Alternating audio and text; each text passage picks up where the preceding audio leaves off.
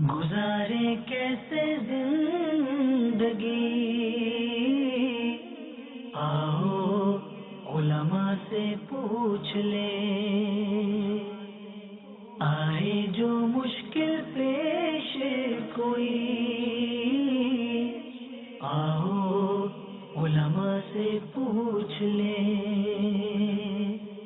الحمد لله رب العالمين، والصلاة والسلام على سيد الأنبياء والمرسلين، أما بعد فأعوذ بالله من الشيطان الرجيم، بسم الله الرحمن الرحيم، الصلاة والسلام عليك يا رسول الله وعلى آلك وأصحابك يا حبيب الله، الصلاة والسلام عليك يا نبي الله وعلى آلك وأصحابك يا نور الله۔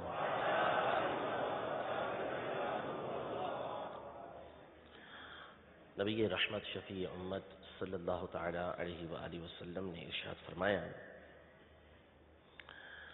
من صلی علی صلاة صلی اللہ علیہ عشرہ، یعنی جو مجھ پر ایک مرتبہ درود پاک پڑھتا ہے، اللہ تبارک و تعالی اس کی برکت سے اس پر 10 رحمتیں نازل فرماتا ہے۔ ومن صلی علی عشرہ صلی اللہ علیہ بہا 100، اور جو مجھ پر 10 مرتبہ درود پاک پڑھتا ہے، اللہ تبارک و تعالی اس کی برکت سے اس پر 100 رحمتیں نازل فرماتا ہے۔ ومن صلی علی 100 كتب اللہ بین عینیہ براءۃ من النار وبراءۃ من النفاق، اور جو بندہ مجھ پر 100 مرتبہ درود پاک پڑھتا ہے تو اللہ تبارک و تعالی اس کی دونوں آنکھوں کے درمیان یہ لکھ دیتا ہے کہ یہ بندہ منافقت اور جہنم کی آگ سے آزاد ہے، بری ہے، اس سے پاک ہے۔ اور فرمایا کہ کل بروز قیامت ایسے شخص کا حشر شہیدوں کے ساتھ ہوگا، شہیدوں کے ساتھ اس کو اٹھایا جائے گا۔ صلو علی الحبیب صلی اللہ تعالی علی محمد صلی اللہ تعالی علیہ وآلہ وسلم۔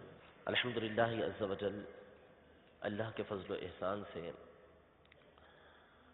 نبی کریم صلی اللہ تعالی علیہ وآلہ وسلم کی رحمتوں اور برکتوں سے آج ایک مرتبہ پھر امیر اہل سنت کے فیضان سے ہم یہاں پر فرض علوم سیکھنے کے لیے جمع ہوئے ہیں۔ یہ اللہ تبارک و تعالیٰ کا بہت بڑا احسان ہے کہ اللہ تبارک و تعالیٰ نے ہمیں اپنے دین کا علم سیکھنے کی سعادت عطا فرمائی ہے۔ احادیث طیبہ اس حوالے سے کثرت کے ساتھ ہیں، جس میں ان خوش نصیبوں کا بیان کیا گیا ہے کہ جن کو اللہ تبارک و تعالی علم دین سیکھنے کی سعادت عطا فرماتا ہے۔ چنانچہ بخاری شریف کی مشہور حدیث پاک ہے، من یرید اللہ بہ خیرا یفقہہ فی الدین، کہ جس کے ساتھ اللہ تبارک و تعالی خیر کا، بھلائی کا ارادہ فرماتا ہے، اس کو دین میں سمجھ بوجھ عطا فرما دیتا ہے۔ ایک حدیث پاک میں ارشاد فرمایا کہ علم کا طلب کرنا ہر مسلمان پر فرض ہے، اور جو طالب علم ہے اس کے لیے مچھلیاں بھی سمندر کے اندر، پانی کے اندر مغفرت کی دعا کرتی ہیں۔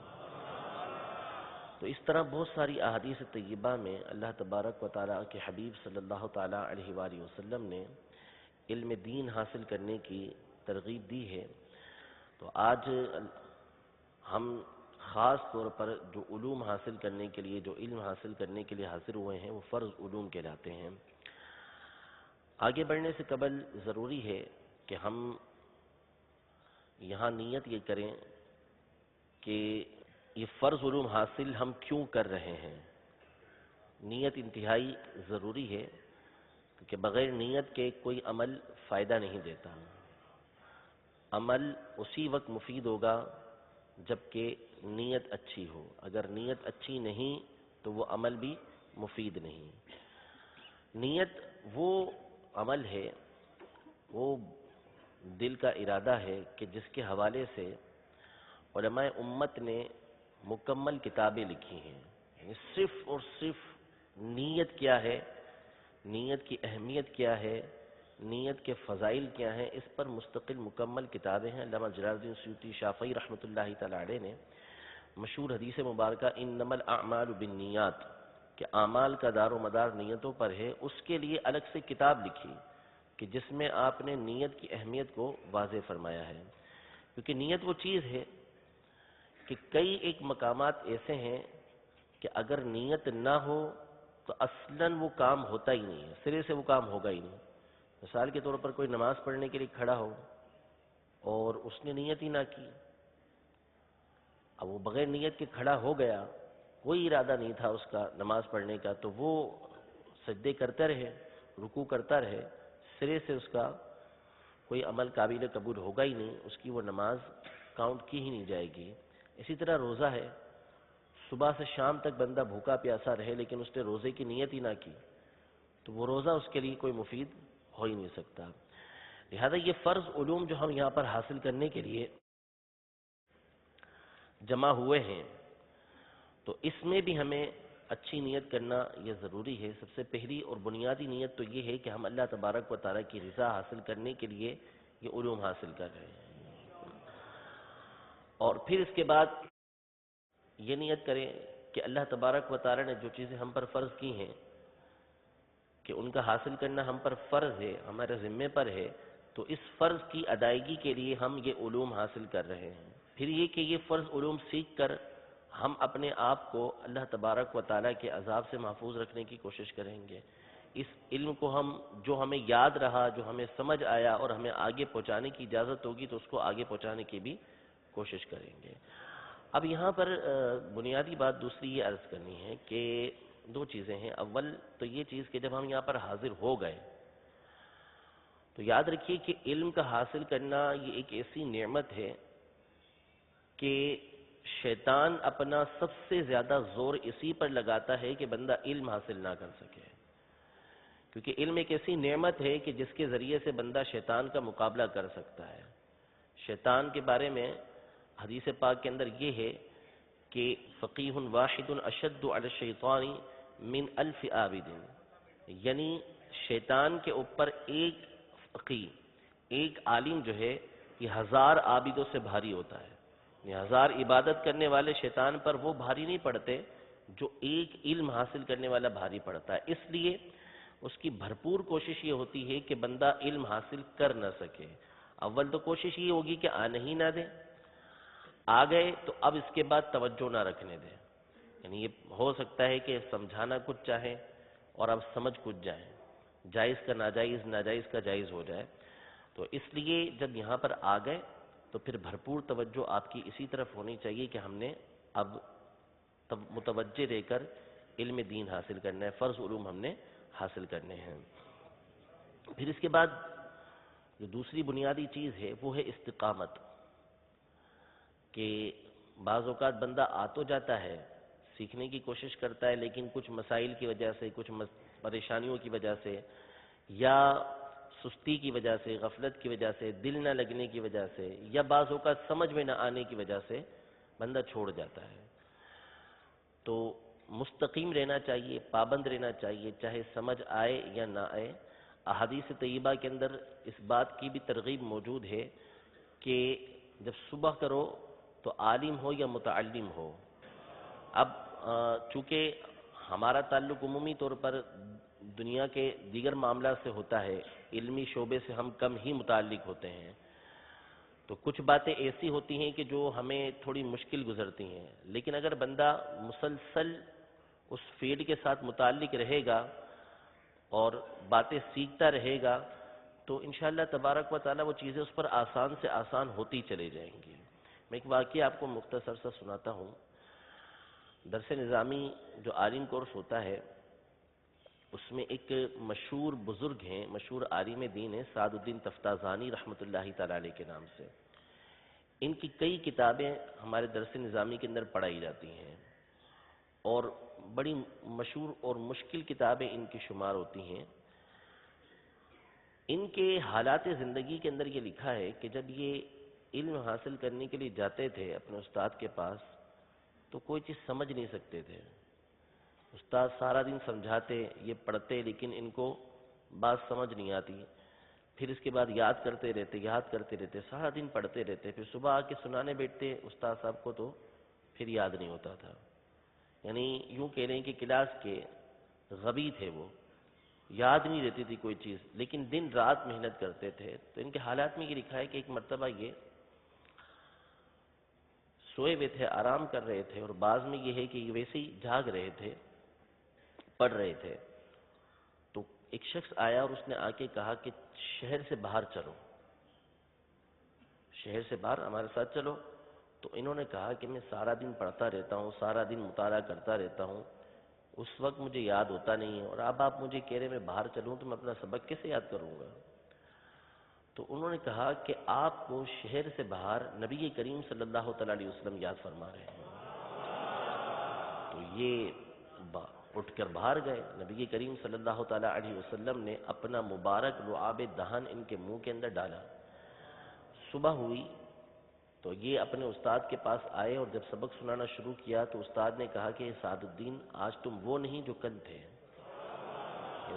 پھر اس کے بعد اللہ نے ان پر ایسا احسان فرمایا، ایسا کرم فرمایا کہ آج ان کا نام ہے دنیا کے اندر، ان کی کتابیں آج دنیا بھر کے اندر پڑھائی جاتی ہیں، 20 کتابیں انہوں نے خاص درس نظامی کے حوالے سے لکھی ہیں، ان کی کتابوں کو شامل کیا گیا درس نظامی کے اندر۔ تو جب بندہ مستقیم رہتا ہے، پابند رہتا ہے، تو اللہ تبارک و تعالیٰ اس کے اوپر آسانیاں کر دیتا ہے، وہ چیز اس کے اوپر کھول دیتا ہے۔ امام ابو یوسف جو امام اعظم رحمۃ اللہ تعالیٰ علیہ کے جلیل القدر شاگرد ہیں، یہ ارشاد فرماتے ہیں کہ اگر تم علم کو اپنا سب کچھ دے دو، علم کو اپنا سب کچھ دے دو، وہ تمہیں تھوڑا دے گا، وہ تمہیں تھوڑا دے گا۔ تو پھر تم اگر تھوڑا بہت دو گے تو وہ تمہیں کیا دے گا؟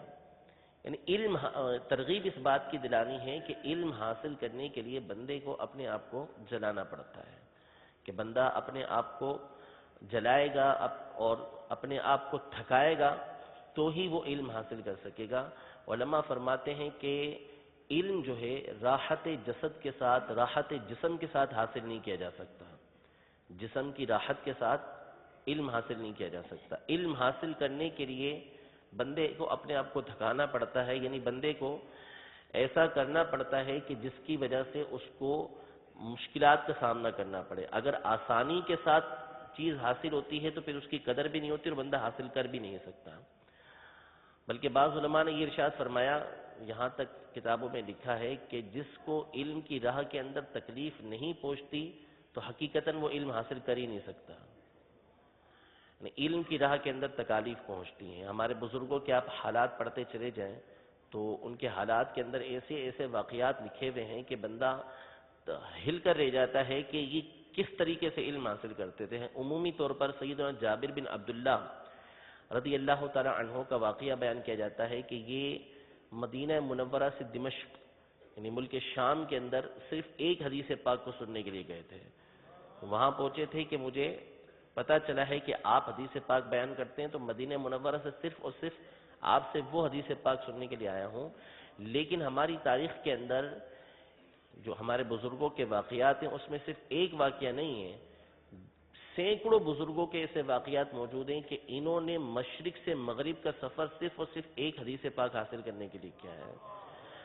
تو یہ سارے واقعات، یہ ساری باتیں ہمیں اس بات کی ترغیب دلاتی ہیں کہ علم حاصل کرنے کے لیے بندے کو استقامت حاصل کرنا یہ انتہائی ضروری ہے، اور استقامت ایسے ہی حاصل نہیں ہو جاتی۔ اولیاء نے یہ فرمایا کہ الاستقامت فوق الکرامہ، کہ استقامت جو ہے یہ کرامت سے بڑھ کر ہے، یعنی بندہ کرامت حاصل کر لے، ہوا میں کوئی اڑ رہا ہے، پانی پہ کوئی چل رہا ہے، طرح طرح کی کرامتیں حاصل ہو گئیں اس کو ولایت کے سبب، اس سے بڑھ کر یہ ہے کہ اس کو استقامت حاصل ہو جائے۔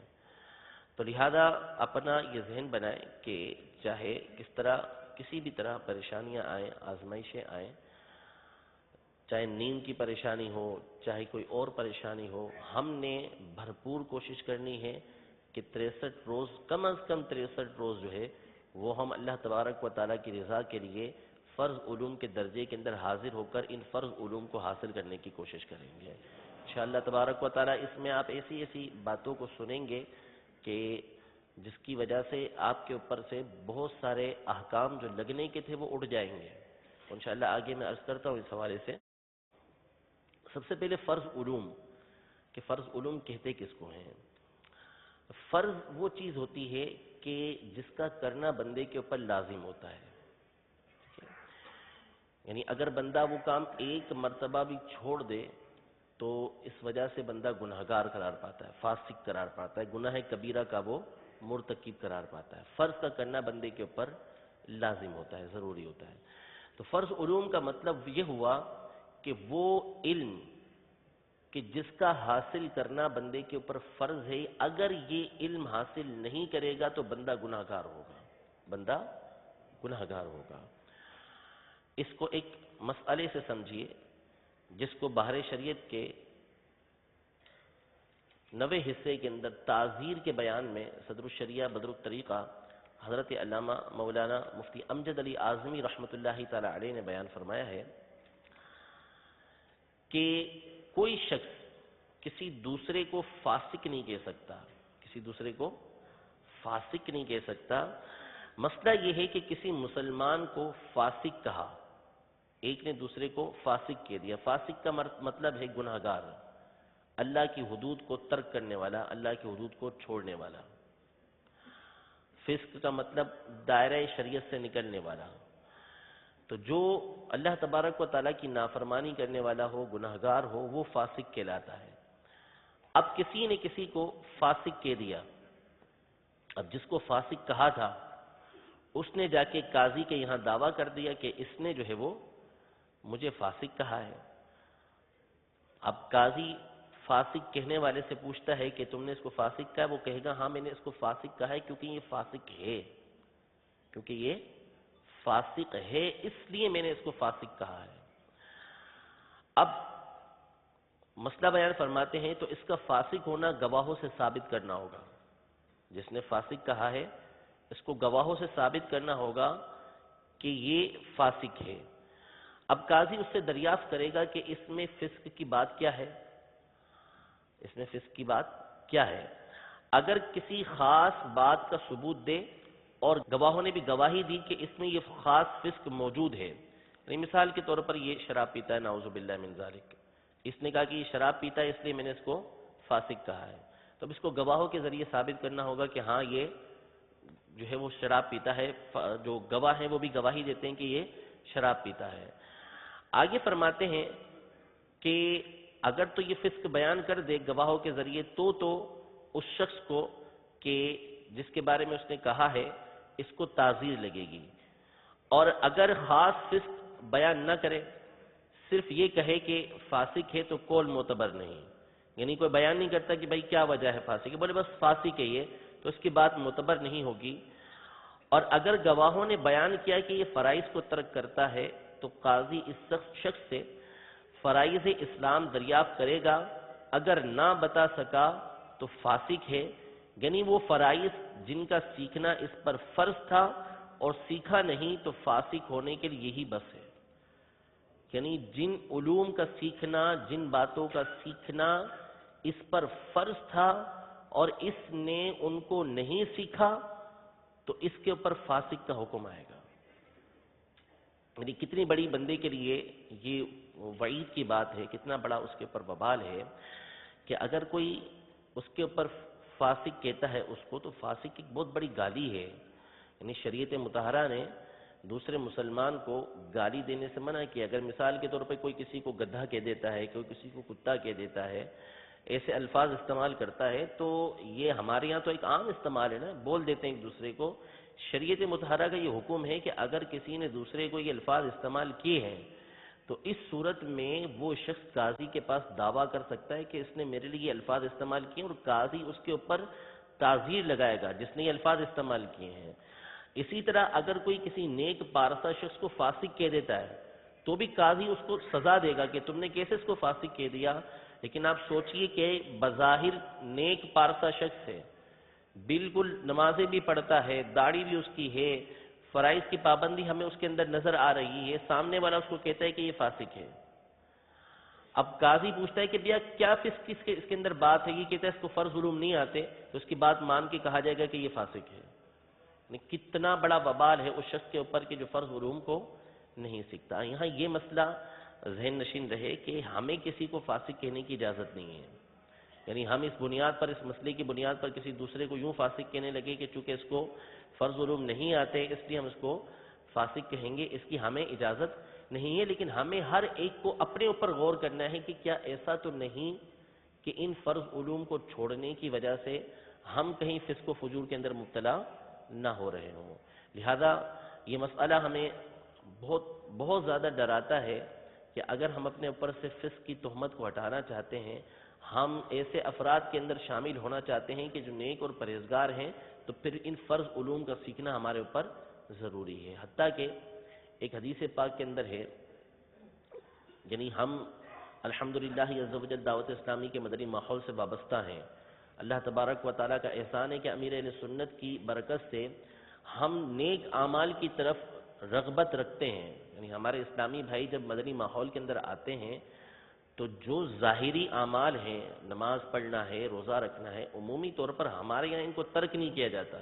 نماز پڑھتے ہیں، روزہ، جیسا کہ ہم سنتے ہیں کہ بازاروں کے اندر لوگ کھاتے پیتے ہیں، لیکن دعوت اسلامی کے مدنی ماحول سے جو وابستہ ہو جائے اس سے بہت بعید ہے، بہت دور ہے کہ وہ اس طرح کا فسق و فجور کرتا ہو۔ حج فرض ہو جائے تو اس کی بھرپور کوشش ہوگی کہ وہ حج ادا کرے۔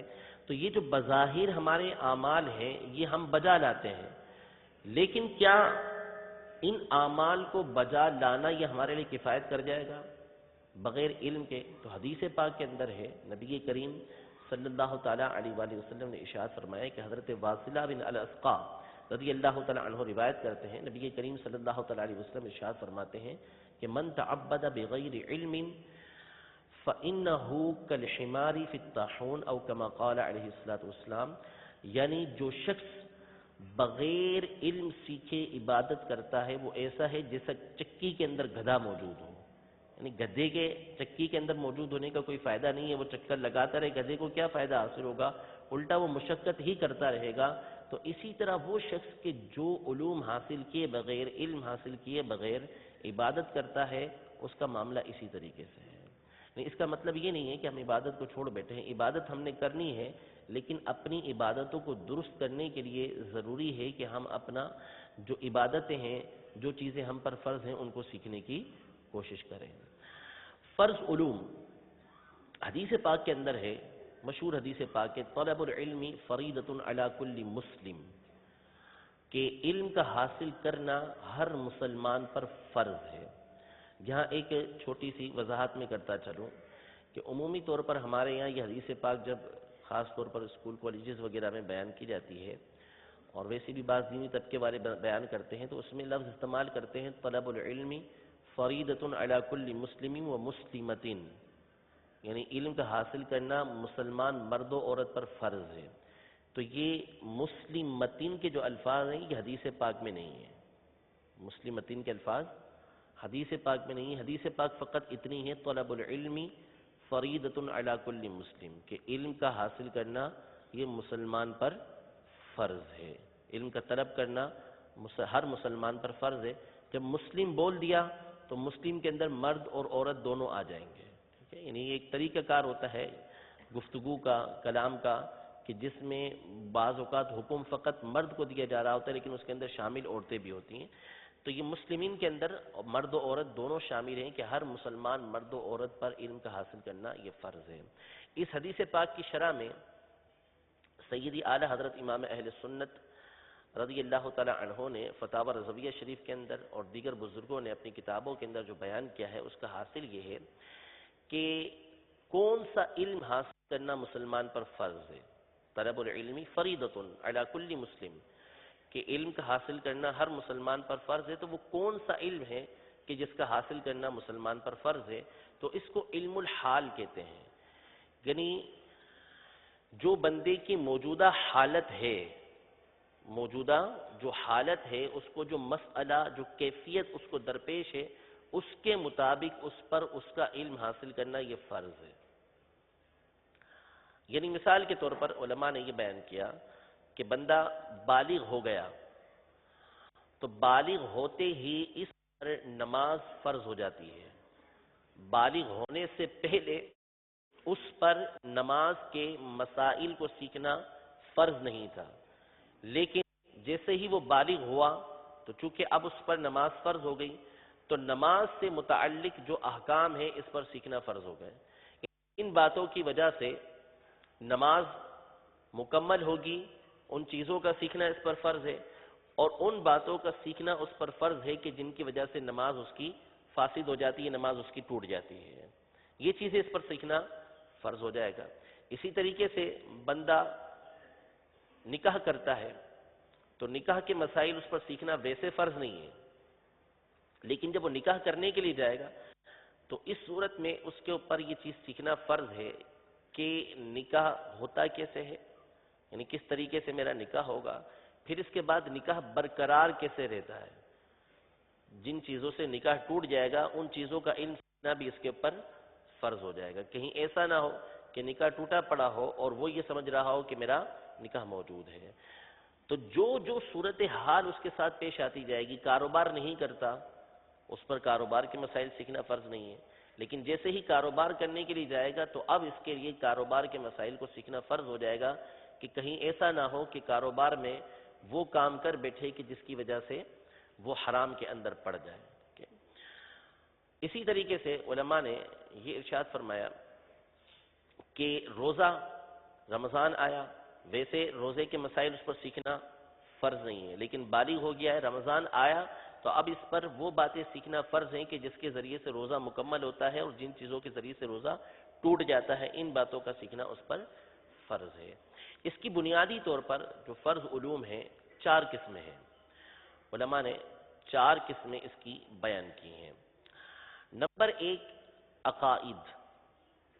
فرض علوم میں نمبر 1 عقائد، کہ عقیدے کا سیکھنا بندے پر فرض ہے کہ کون سی باتیں ایسی ہیں کہ جس کی بنیاد پر وہ مسلمان رہ سکتا ہے، کون کون سی باتیں ایسی ہیں کہ جن کو ماننا اس کے لیے ضروری ہے، اگر وہ ان کو نہیں مانے گا، ان کا انکار کرے گا تو اس صورت میں وہ دائرہ اسلام سے خارج ہو جائے گا. ان باتوں کا سیکھنا اس پر فرض ہے. پھر اس کی قسمیں ہیں، انشاءاللہ وہ اپنے درس کے اندر ہم بیان کریں گے کہ کون کون سی اس کی قسمیں بنتی ہیں. دوسری چیز عبادات، کہ بندے پر کون کون سی عبادتیں فرض ہیں، جیسے نماز ہے، روزہ ہے، زکوٰۃ ہے، حج ہے. یہ چیزیں ہیں کہ بندے پر فرض ہیں کہ جن کا علم حاصل کرنا اس کے لیے ضروری ہے. پھر ہر ایک کی الگ الگ قسمیں بنتی ہیں. نماز کے اندر بھی صورتیں بنیں گی کہ کون کون سی باتیں نماز کے اندر سیکھنا یہ فرض ہے، روزے کے اندر کون کون سی باتیں سیکھنا یہ فرض ہے، زکوٰۃ کے لیے کون کون سی باتوں کا سیکھنا فرض ہے، حج کے لیے کون کون سی باتوں کا سیکھنا یہ فرض ہے. تیسری چیز معاملات کہلاتی ہے. معاملات سے مراد جیسے کاروبار ہے، ایک دوسرے سے معاملہ کرنا، اسی میں نکاح بھی آتا ہے کہ نکاح میں بھی معاملہ ہوتا ہے، میاں بیوی کے آپس میں معاملات ہوتے ہیں، ان چیزوں کا سیکھنا. تو اس کی بھی بہت ساری صورتیں ہیں، بہت ساری قسمیں ہیں. خرید و فروخت کی صورتیں ہیں، نوکری کرنے کی صورتیں ہیں، پارٹنرشپ کے مسائل ہیں. یہ ساری چیزیں معاملات کے اندر آتی ہیں. چوتھی چیز اخلاقیات ہیں کہ جن کا سیکھنا بندے کے اوپر فرض ہوتا ہے. پھر ان اخلاقیات کی 2 قسمیں ہیں. اخلاقیات کی 2 قسمیں ہیں. ایک اخلاقیات سے مراد اچھے اخلاق جس کو منجیات کہتے ہیں، جس کو منجیات کہتے ہیں. منجیات کا مطلب نجات دینے والی، یہ نجات سے نکلا ہے، نجات دینے والی، یعنی اچھے اخلاق کہ جن کو اپنانے کی وجہ سے بندہ جنت کا مستحق ہو جائے، اللہ تبارک و تعالیٰ کی رضا حاصل کرنے والا ہو جائے. جیسے لوگوں کے ساتھ اچھے سلوک کرنا، ماں باپ کے ساتھ اچھا سلوک کرنا، اولاد کے حقوق کو ادا کرنا، سچ بولنا، امانت میں خیانت نہ کرنا، یہ سارے کے سارے اچھے اخلاق کہلاتے ہیں. ان کو منجیات کہا جاتا ہے. اسی اخلاقیات کی دوسری قسم ہے مہلکات. مہلکات یہ ہلاکت سے نکلا ہے، یعنی وہ کام، وہ افعال کے جو بندے کو ہلاک کر دینے والے ہیں، جیسے غیبت ہے، چغلی ہے، تہمت ہے، جھوٹ ہے.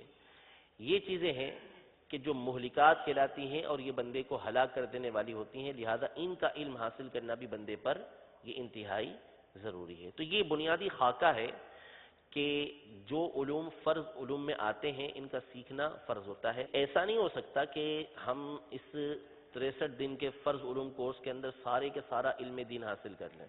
یہ تو ممکن ہی نہیں ہے. یعنی علم تو وہ سمندر ہے کہ جس کو پورے کا پورا پینا انسان کے بس کی بات ہی نہیں ہے، پورے کا پورا حاصل کرنا بندے کے بس کی بات ہی نہیں ہے. اور علم کی حد کبھی ختم ہوتی نہیں ہے، علم کی حد کبھی ختم ہوتی نہیں ہے. علم ہمیشہ بڑھتا ہی جاتا ہے، ہمیشہ بڑھتا ہی جاتا ہے. اس کا اندازہ آپ اس بات سے لگائیں کہ علماء ارشاد فرماتے ہیں کہ قرآن پاک کو صرف آپ قرآن پاک دیکھ لیں کہ قرآن پاک سے متعلق ہمارے پاس جو علم ہے، یعنی قرآن پاک سے ریلیٹڈ جو علوم ہیں، اگر فقط اس پر غور کیا جائے تو اس میں ہی خاتمہ نہیں ہوتا کہ وہ کتنے بڑھتے ہی چلے جاتے ہیں. اس کو علماء فرماتے ہیں تورید العلم، علم کا پیدا کرنا. یعنی نئے سے نئے علوم کو بندے حاصل کرنے کی کوشش کرتے ہیں، علماء نئے سے نئے علوم نکالتے چلے جاتے ہیں. صرف اگر آپ قرآن پاک پڑھنے کا جو طریقہ کار ہے نا، تجوید، جس کو ہم تجوید بولتے ہیں کہ قرآن پاک کیسے پڑھا جائے گا، تلفظ کیسے ٹھیک کیے جائیں گے، کون سا حرف کہاں سے نکالا جائے گا، قواعد جو ہیں، اس کے متعلق علماء فرماتے ہیں کہ اگر فقط اس کی کتابیں جمع کی جائیں تو ایک بہت بڑی لائبریری بن جائے گی. صرف علماء نے جو تجوید سے متعلق کتابیں لکھی نا، قرآن پاک کو پڑھنے سے متعلق، تو اتنی کتابیں لکھی ہیں کہ ایک اچھی بڑی لائبریری بن سکتی ہے. تو چونکہ علوم ختم ہو ہی نہیں سکتے تو سارے کے سارے علوم تو سکھانا ممکن نہیں ہے. اس فرض علوم کے اندر کوشش یہ کی جائے گی کہ ایک معتد بھی حصہ، ایک اتنا حصہ کہ جس کے ذریعے سے کم از کم ہم وہ چیزیں سیکھنے میں کامیاب ہو جائیں کہ جن کا سیکھنا ہمارے پر فرض ہے اور جس کی بنیاد پر ہمارے پر فسق کا حکم نہیں لگے گا. اور اس کا انشاءاللہ تبارک و تعالیٰ ایک بڑا فائدہ یہ ہوگا کہ جو چیزیں یہاں پر سکھائی جائیں گی اس کی بنیاد پر انشاءاللہ تبارک و تعالیٰ اگر آپ نے توجہ کے ساتھ سنا اور آپ کوشش کی کہ آپ اس کو یاد رکھ لیں، تو اس کا ایک فائدہ یہ ہوگا کہ اگر اس سے متعلق دیگر باتیں آئیں گی تو آپ اس سے بچنے کی کوشش کریں گے. آپ عقیدہ اور نظریہ وہ چیز نہیں بنائیں گے، وہ کام آپ نہیں کریں گے. یعنی ایک قاعدہ، ایک ضابطہ آپ کو ایسا مل جائے گا کہ فتویٰ دینے کی تو آپ کو اجازت نہیں ہوگی، آگے بتانے کی تو اجازت نہیں ہوگی، لیکن اپنے آپ کو بچانے کی آپ کو سہولت حاصل ہو جائے گی. یعنی وہ چیزیں جو آپ کو سکھائی جائیں گی وہ سیکھ کر اگر اس کے جیسی دیگر باتیں بھی آپ کے سامنے آئیں گی تو آپ انشاءاللہ تبارک و تعالیٰ ان چیزوں سے بچنے کے اندر کامیاب ہو جائیں گے. تو یہ فرض علوم کا ایک ہلکا سا تعارف تھا اور انشاءاللہ تبارک و تعالیٰ آپ کو اللہ کی رحمت سے 63 دن کے اندر یہ باتیں سکھانے کی کوشش کی جائیں گی. آج کا جو ہمارا بیان ہے، سبق ہے، درس ہے ہمارا، وہ ہے عقیدے کے حوالے سے. عقیدے کی اہمیت، عقیدے کی تعریف، عقیدے کی اقسام. سب سے پہلے عقیدے کی اہمیت کہ عقیدہ ہے کیا. عقیدہ یعنی جس کی بنیاد پر مسلمان رہتا ہے، سنی رہتا ہے. اس کی اہمیت قرآن پاک کے اندر جگہ بجگہ بیان کی گئی ہے. اولاً بات یہ کہ بحیثیت مسلمان، ایک مسلمان ہونے کی حیثیت سے ہم یہ عقیدہ رکھتے ہیں کہ ہم نے مرنے کے بعد اللہ تبارک و تعالیٰ کی بارگاہ میں حاضر ہونا ہے. اس دنیا کے بعد ایک دوسرا عالم موجود ہے جس کو عالم آخرت کہتے ہیں، اور حقیقی عالم وہی ہے کہ اسی عالم کے اندر ہمیشہ کی زندگی ہے. تو اس لیے دنیا کے اندر ضروری ہے کہ بندہ جب اس دنیا سے رخصت ہو تو اس کے پاس ایک ایسی چیز موجود ہو کہ جس کی وجہ سے اس کو آخرت بہتر نصیب ہو جائے. آخرت بہتر نصیب ہو جائے، کیونکہ اگر اس کو آخرت بہتر نصیب نہ ہوئی تو پھر اس صورت میں دنیا کے اندر وہ جو چاہے کرتا رہے، دنیا کا کوئی کام اس کے لیے فائدہ مند نہیں ہوگا.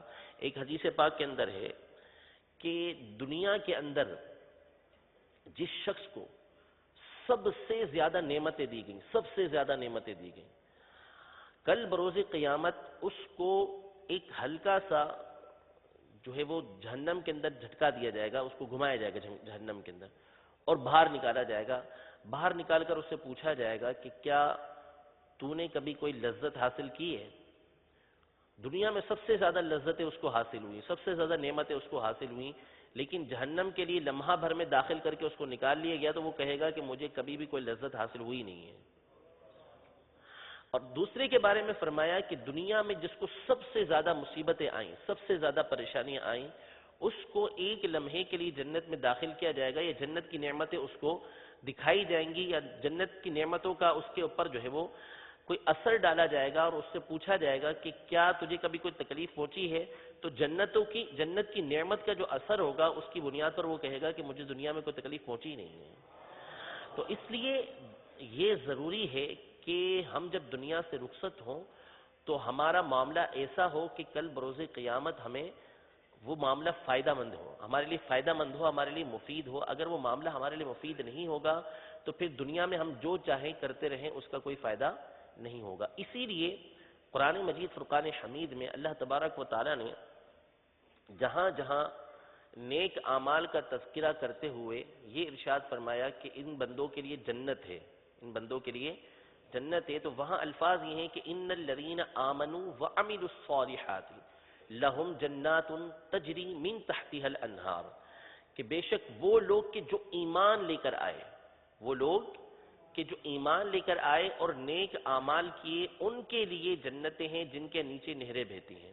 ذالک الفوز الکبیر، یہ بہت بڑی کامیابی ہے۔ علماء فرماتے ہیں کہ اللہ تبارک و تعالی نے یہ ارشاد فرمایا ان الذین آمنوا، بے شک وہ لوگ کہ جو ایمان لے کر آئے اور نیک عمل کیے، ایمان لے کر آئے اور نیک عمل کیے، تو اس سے معلوم ہوا کہ فقط نیک عمل کام نہیں دیں گے، فقط نیک عمل کام نہیں دیں گے، بلکہ بنیادی چیز ہے کہ بندے کا پہلے ایمان سلامت ہو، بندے کا ایمان سلامت ہو۔ اگر ایمان سلامت ہوگا تو قرآن مجید فرقان حمید میں یہ ارشاد فرمایا اولئک اصحاب الجنت ہم فیہا خالدون، یہ وہ لوگ ہیں کہ جو جنتی ہیں اور جنت کے اندر ہمیشہ رہیں گے، جبکہ ایمان سلامت ہو۔ اگر ایمان سلامت نہیں ہے تو قرآن مجید فرقان حمید میں کئی ایک مقامات ہیں جس میں اللہ تبارک و تعالی نے اس حوالے سے بیان فرمایا کہ کفار، کافر جو ہیں اگر دنیا کے اندر اعمال کرتے ہیں تو ان کی اعمال کی کوئی حیثیت نہیں ہے۔ چنانچہ سورہ ابراہیم میں اللہ تبارک و تعالی آیت نمبر 18 میں ارشاد فرماتا ہے،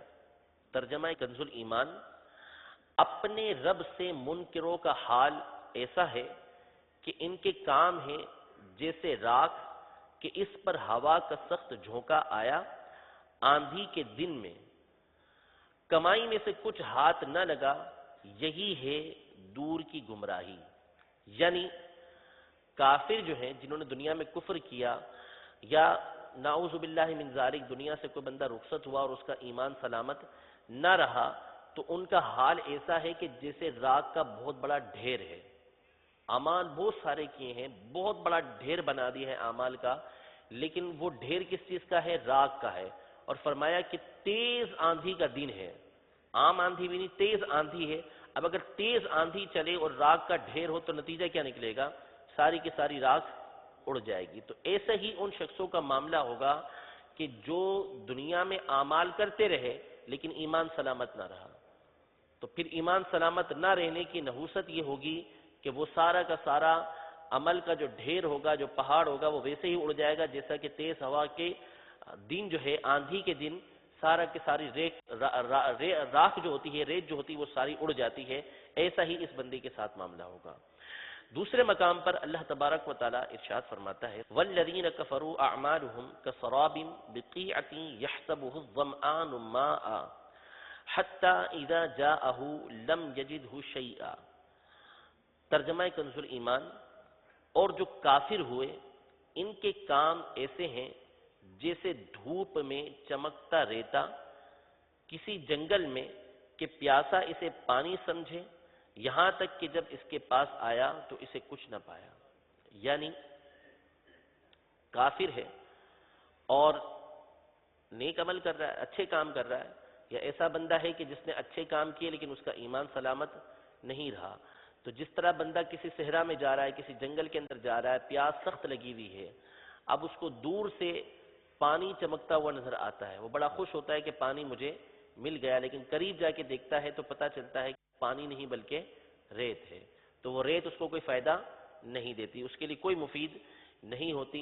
تو یہی معاملہ ان شخصوں کا ہوگا کہ دنیا میں کام کرتے رہے، اپنے زوم میں اچھے کام کرتے رہے، لیکن جب بارگاہ رب العزت میں حاضر ہوئے تو پتہ چلا کہ ایمان ہی سلامت نہیں، تو وہ سارے کے سارے جو اعمال تھے وہ ریت کے ڈھیر کی طرح ہوں گے، جو اس کے لیے کوئی فائدہ نہیں دیں گے۔ ریت کے ذریعے پیاس نہیں بجھتی، تو اسی طریقے سے ان اعمال کے ذریعے اس کو کوئی فائدہ حاصل نہیں ہوگا۔ اس طرح اور بہت ساری آیتیں قرآن پاک کے اندر موجود ہیں کہ جو ہمیں اس بات کی ترغیب دیتی ہیں، ہمیں بتاتی ہیں کہ دنیا میں اس بات کا لحاظ رکھنا یہ ضروری ہے کہ ہمارا ایمان یہ سلامت رہے، ٹھیک ہے۔ اللہ حضرت امام اہل سنت رضی اللہ تعالی عنہ نے علماء کے حوالے سے یہ بیان فرمایا کہ جس کو دنیا کے اندر اس بات کا ڈر نہیں ہوتا کہ اس کا ایمان ضائع ہو سکتا ہے، تو اندیشہ ہے کہ موت کے وقت اس کا ایمان چھین لیا جائے، سخت اندیشہ ہے اس بات کا۔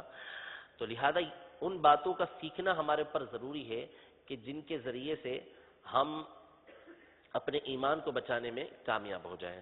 صدر الشریعہ بدر الطریقہ مولانا امجد علی اعظمی رحمۃ اللہ تعالی علیہ زبردست عالم دین گزرے ہیں، اعلیٰ حضرت امام اہل سنت کے خلیفہ ہیں، اور انہوں نے بہار شریعت کے نام سے ایک مشہور کتاب لکھی ہے۔ یہ کتاب صدر الشریعہ نے فرض علوم پر لکھی ہے۔ جو باتیں میں نے بیان کی آپ کے سامنے کہ فرض علوم میں عقائد ہوتے ہیں، فرض علوم کے اندر عبادات ہوتی ہیں، فرض علوم کے اندر معاملات ہوتے ہیں، فرض علوم کے اندر اخلاقیات ہوتے ہیں، تو صدر الشریعہ بدر الطریقہ نے یہ ساری کی ساری باتیں اپنی کتاب بہار شریعت کے اندر لکھی ہوئی ہیں۔ یعنی بہت بڑا فرض علوم کا حصہ جو ہے یہ بہار شریعت کے پہلے حصے کے اندر موجود، بہار شریعت کے 16-17 حصوں کے اندر یہ موجود ہے۔ صدر الشریعہ نے بہار شریعت کے 17 حصے لکھے، ٹوٹل 16 حصے لکھے، اور 17واں حصہ آپ لکھ رہے تھے تو آپ کی آنکھیں جو ہے وہ یعنی اس کی روشنی کم ہو گئی تھی، تو اس بنیاد پر آپ 17واں حصہ نہیں لکھ سکے، 17 حصے مکمل نہیں کر سکے۔ پھر آپ کے بعد آپ کے شاگردوں نے آ کے مزید جو ہے 20 حصے مکمل کر دیے۔ صدر الشریعہ نے اولاً بہار شریعت کا دوسرا حصہ لکھا تھا جس میں طہارت کے مسائل ہیں، پاکی کے مسائل ہیں۔ آپ نے جب دوسرا حصہ لکھ لیا تو اس کے بعد آپ فرماتے ہیں کہ جب ایک حصہ لکھ لیا تو مجھے یہ خیال آیا کہ اعمال کی درستی، یعنی اعمال کا ٹھیک ہونا عقائد کے صحیح ہونے پر متفرع ہے، یعنی جب تک عقائد درست نہیں ہوں گے اعمال کا کوئی فائدہ نہیں ہوگا۔ یعنی آپ نے بہار شریعت کا دوسرا حصہ لکھا کہ جس میں آپ نے طہارت کے مسائل بیان کیے، وہ اس وقت کا پہلا حصہ تھا، ذہن یہ تھا کہ طہارت سے شروع کیا جائے۔ جب طہارت کے مسائل آپ نے مکمل لکھ لیے تو خیال آیا کہ پہلے اعمال ٹھیک ہونے چاہیے، اس لیے اعمال سے متعلق باتیں لکھی جائیں، پہلے جو ہے وہ عقائد ٹھیک ہونے چاہیے، لہذا پہلے عقائد سے متعلق باتیں لکھی جائیں۔ لہذا پھر آپ نے جو عقائد سے متعلق باتیں تھیں کہ اللہ تبارک و تعالیٰ کے بارے میں کیا عقیدہ ہونا چاہیے، انبیاء کرام علیہ السلام کے بارے میں کیا عقیدہ ہونا چاہیے، آخرت کے بارے میں کیا عقیدہ ہونا چاہیے، جنت دوزخ کے بارے میں، جنات کے بارے میں، فرشتوں کے بارے میں، ایمان و کفر کے بارے میں، یہ تمام کی تمام باتیں آپ نے پھر پہلے حصے میں بیان کی۔ اور آپ فرماتے ہیں کہ بہت سے مسلمان ایسے ہیں کہ اصول مذہب سے آگاہ نہیں ہیں، یعنی اصول کی جو بنیادی باتیں ہیں مذہب کی وہ بھی ان کو معلوم نہیں ہے، لہذا اس کے لیے میں نے اس بات کو لکھا ہے، یعنی اس حصے کو میں نے لکھا ہے۔ اعلیٰ حضرت امام اہل سنت فتاوی رضویہ کی 11ویں جلد کے اندر ارشاد فرماتے ہیں کہ فرائض ادا نہ کرنے یا ان کی ادائیگی سے باز رکھنے پر آدمی کافر نہیں ہوتا۔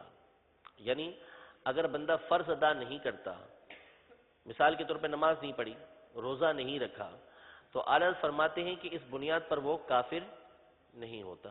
اسی طرح کسی کو نماز نہیں پڑھنے دی کہ نماز نہیں پڑھنے دوں گا، وہ کافر نہیں ہوگا، یعنی بہت سخت گناہ ہے نماز کا چھوڑ دینا۔ اسی طریقے سے نماز سے روکنا یہ بھی سخت گناہ ہے، لیکن اگر فقط اتنا ہے کہ وہ نماز پڑھ نہیں رہا اور اتنا ہے کہ نماز پڑھنے نہیں دے رہا، اس بات کا اقرار کرتا ہے کہ نماز فرض ہے، نماز فرض ہے، اللہ نے نماز کو فرض کیا ہے، اس بات کو تسلیم کرتا ہے، تو فرمایا کہ وہ بندہ کافر نہیں ہوگا، کافر نہیں ہوگا۔ فرماتے ہیں کہ ایسے فرض کی فرضیت کا منکر کافر ہو جاتا ہے کہ جس کی فرضیت ضروریات دین سے ہے، یعنی ضروریات دین میں سے جو فرض ہوتا ہے اس کی فرضیت کا اگر کوئی بندہ انکار کرتا ہے تو وہ دائرہ اسلام سے خارج ہو جاتا ہے۔ ضروریات دین کیا ہیں وہ انشاءاللہ آگے آ رہی ہیں۔ یہاں جو بتانا مقصود ہے وہ یہ ہے کہ دیکھیے نماز نہ پڑھنا کتنا سخت گناہ ہے۔ ہم وعیدیں سنتے رہتے ہیں کہ ایک وقت کی نماز جو جان بوجھ کے چھوڑ دیتا ہے اس کا نام جہنم کے دروازے پر لکھ دیا جاتا ہے، جس سے وہ جہنم کے اندر داخل ہوگا۔ اس طرح اور بہت ساری وعیدیں ہیں۔ نماز سے روکنے والے کے لیے قرآن پاک کے اندر سخت الفاظ آئے ہیں، لیکن ارشاد یہ فرمایا کہ نماز نہ پڑھنے والا اور نماز سے روکنے والا کافر نہیں ہوتا۔ ہاں، اگر وہ شخص اس بات کا انکار کر دے کہ میں تسلیم ہی نہیں کرتا کہ نماز فرض ہے، اس بات کا انکار کر دے کہ میں نماز اس لیے نہیں پڑھ رہا کہ نماز فرض نہیں ہے، تو اس صورت میں وہ دائرہ اسلام سے خارج ہو جائے گا۔ یا وہ تردد کرتا ہے کہ مجھے معلوم نہیں کہ نماز فرض ہے یا نہیں ہے، تو وہ دائرہ اسلام سے خارج ہو جائے گا۔ روزہ نہیں رکھ رہا، کسی کو رکھنے نہیں دے رہا، لیکن مانتا ہے کہ روزہ فرض ہے، دائرہ اسلام سے خارج نہیں، لیکن روزے کی فرضیت کا انکار کر دیتا ہے کہ روزہ فرض ہی نہیں ہے، دائرہ اسلام سے خارج ہو جائے گا۔ تو اس سے ہمیں معلوم ہوا امام اہل سنت رضی اللہ عنہ کی اس مبارک عبارت سے کہ عقیدے کا جاننا، عقائد کا جاننا، یہ فرائض پر عمل کرنے سے مقدم ہے۔ ضروری ہے کہ پہلے ہم فرض باتیں جو عقیدے سے متعلق ہیں اس کو سیکھنے کی کوشش کریں۔ عقیدہ کہتے کس کو ہیں؟ عقیدے کی تعریف کیا ہے؟ عقیدہ لغت کے اندر عقد سے نکلا ہے۔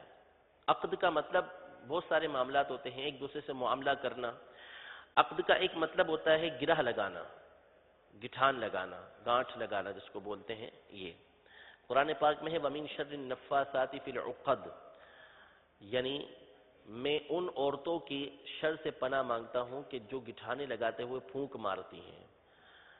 تو یہ جو گٹھان لگائی جاتی ہے اس کو عربی زبان کے اندر عقد بولتے ہیں، اسی سے عقیدہ نکلا ہے۔ تو گٹھان لگانے کا مقصود یہ ہوتا ہے کہ جب ہم کسی چیز کے اوپر گٹھان لگا دیتے ہیں تو اس کا مطلب ہوتا ہے کہ وہ چیز ہماری محفوظ ہو گئی، مضبوط ہو گئی، کہ اب یہ کہیں نہیں جاتی۔ کسی تھیلی کے اوپر آپ نے رسی باندھ دی، کسی برتن کے اوپر آپ نے کپڑا باندھ دیا، تو اس کا مقصد یہ ہے کہ جو چیز اندر موجود ہے وہ محفوظ ہو گئی، اب وہ کہیں نہیں جائے گی۔ تو عقیدے کا مطلب بھی یہ ہے کہ بندہ ایسا نظریہ، ایسا خیال اپنے دل کے اندر پختہ کر لے کہ وہ اس کے دل کے اندر محفوظ ہو جائے۔ اس کی تعریف علماء نے یہ بیان فرمائی کہ ما یدین الانسان بہ واعتقد، یعنی جس چیز کو انسان اپنا دین بنا لے اور اس کا اعتقاد رکھے تو ایسی چیز کو عقیدہ کہا جاتا ہے۔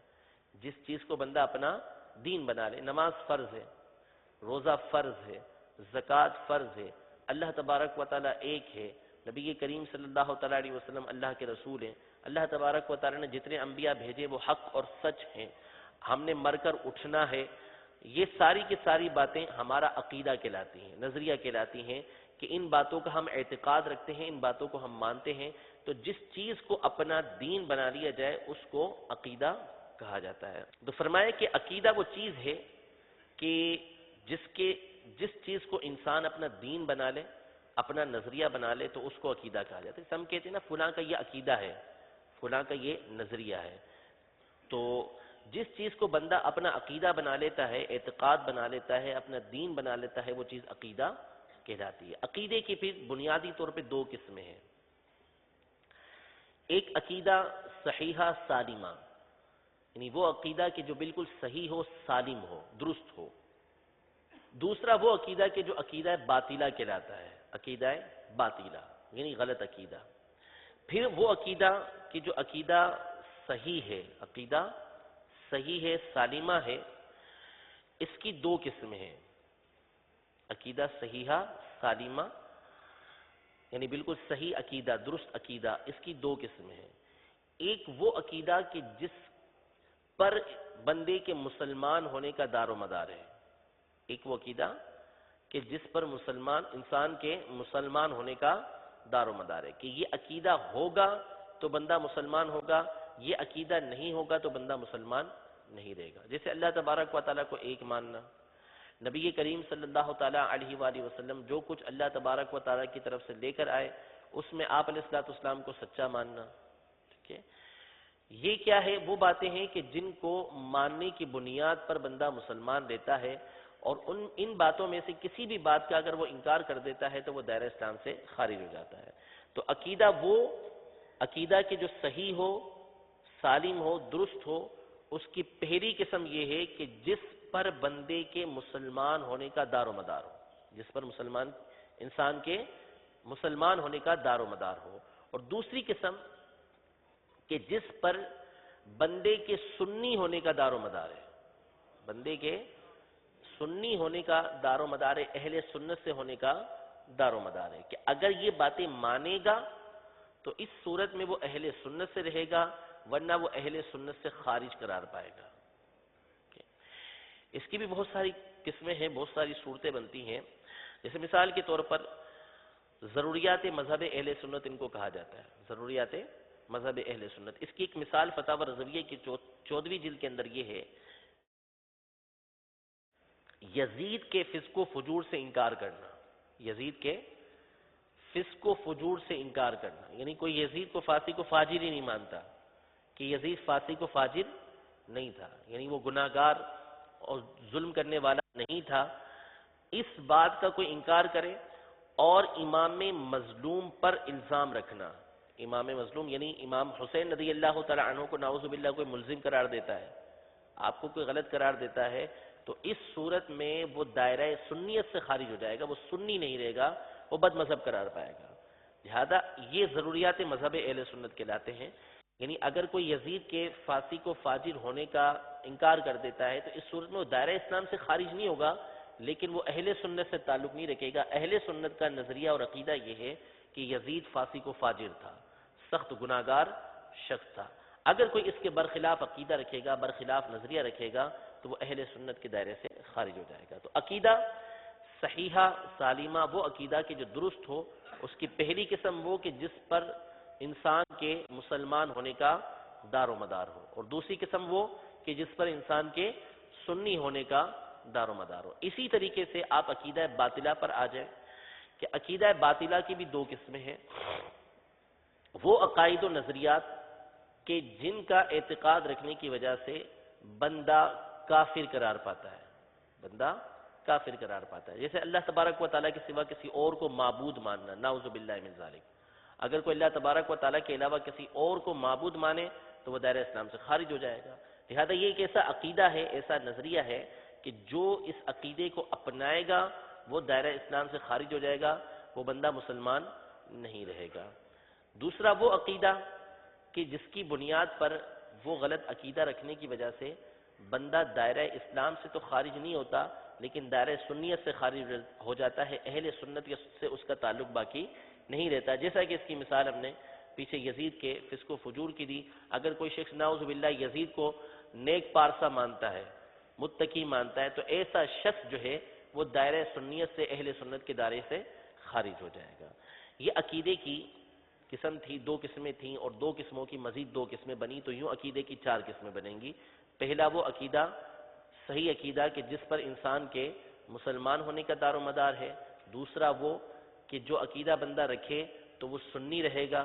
تیسرا عقیدہ باطلہ کہ جس کے رکھنے کی وجہ سے بندہ دائرہ اسلام سے خارج ہو کر کافر قرار پاتا ہے۔ چوتھا کہ جس عقیدے کو رکھنے کی وجہ سے بندہ بد مذہب قرار پاتا ہے، سنی نہیں رہتا۔ ضروریات دین، یہ لفظ آپ اکثر و بیشتر سنتے ہوں گے کہ ضروریات دین کا انکار کرنے والا یہ دائرہ اسلام سے خارج ہو جاتا ہے۔ ضروریات دین ہیں کیا؟ اس حوالے سے علماء نے تفصیل کے ساتھ اپنی کتابوں کے اندر کلام کیا ہے۔ علامہ شامی رحمۃ اللہ تعالی علیہ نے فتاوی شامی کے اندر، اور علامہ ابن حجر حتمی رحمۃ اللہ تعالی علیہ نے فتاوی حدیثیہ کے اندر تفصیل کے ساتھ اس کو بیان کیا ہے، لیکن میں یہاں پر